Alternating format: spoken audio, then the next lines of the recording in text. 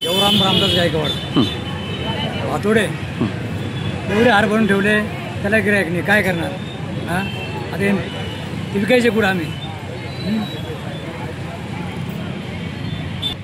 कांदे गेले, सोयाबीन गेले, सर्व पिकं गेले, बाग गेले, हां, टमाटी पुन्हा त्याला भाव नाही, काय नाही, काय करणार आम्ही त्याला? हो, सरकारनं नुकसान भरपाई तर दिली आपल्याला, हां, सगळं आपल्या शेतकऱ्यांना, एवढं मला सांगणं आहे. देवराम गायकवाड, मीना देवराम गायकवाड. आमचे सर्व शेती पाण्यात गेली, सर्व पिकं गेले. सरकारने काहीतरी करायला पाहिजे. आणि फुलं विकायला आलं तर बाजार नाही, तर आता बाजार नसल्यामुळं आम्ही कसं काही दिवाळी साजरी करायची हे सरकारला कळले पाहिजे. साहेब बोलता लाडकी बहीण, पण त्यांनी सांगितले पाहिजे दाजींनी काहीतरी केलं पाहिजे, दाजींसाठी पण केलं पाहिजे मदत. ताई काय सांगाल? नाव सांगा तुमचं. सुरेखा नामदेव चौधरी. मी वणीची फुलं विकायला आले, सकाळपासून काहीच सांगले.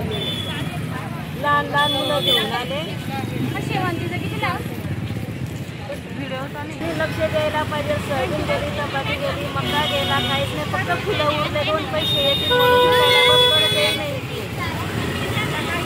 बोला. सरकारने नुकसान भरपाई दिली पाहिजे आणि कर्जमाफी केली पाहिजे.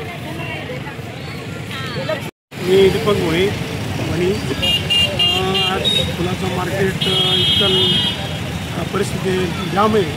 आज जवळजवळ 60-70-100 रुपये कॅरेट भरलेले सगळे.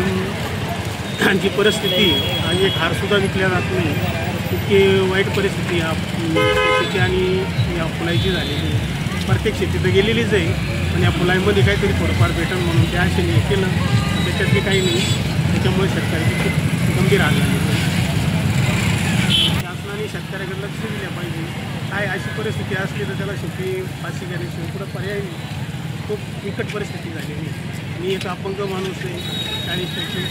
आज काहीतरी हिशोबाने मी माल भरलेला आहे. एवढं हे असून सुद्धा खूप परिस्थिती शेतीच्या आणि कसं करावं, जगावं तर मारावं ही परिस्थिती झालेली. दिलवाडी. सुखदेव रामा बागुल. बोला. दिलवाडी.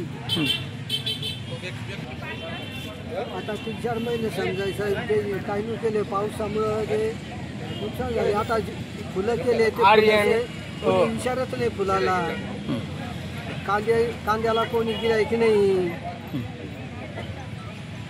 कांद्याला भाव नाही, सोयाबीन गेली, मका गेला. मग आता सरकारनं काय, आम्ही काय शेतकऱ्यांना काय करायचं? फाशी घ्यायची का? दिवाळीला भरपाई करायची होती, पण ते कुठं पैसे आले? देव कोणीकडे शेतकरी काय करतील? शेवटी फाशी घेतील का?